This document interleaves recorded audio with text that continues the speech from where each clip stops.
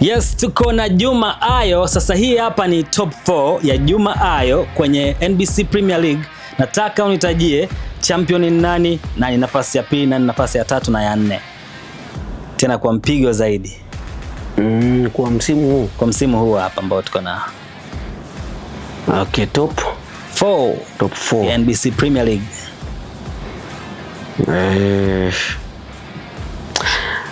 Okay, top 4 yangu kwangu Yanga.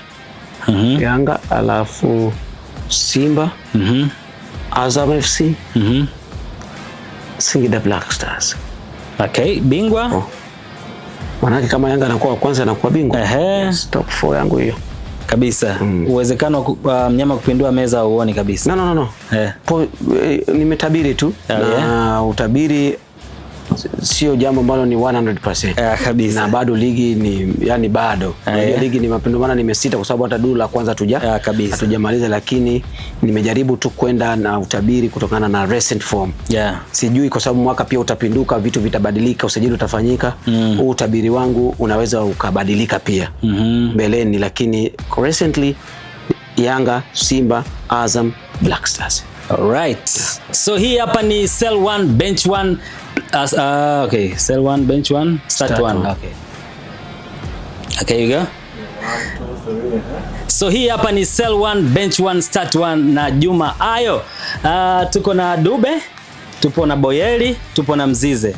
Sell 1 bench 1 start 1. Mzize start. Dube sell, alafu nani? Boyeli bench. Boyeli bench. Nani auzwe? Dube. Why Dube for sale? I think anahitaji kuwepo sokoni kwa sababu impact yake ni ndogo. Alafu start Mzize kwa sababu amekuwa katika form nzuri. Alafu akichoka naingia Boyeli. Hiyo ni bench 1 start 1, sell 1, na hii hapa ni kutoka Msimbazi sasa. Sell 1 bench 1 start 1.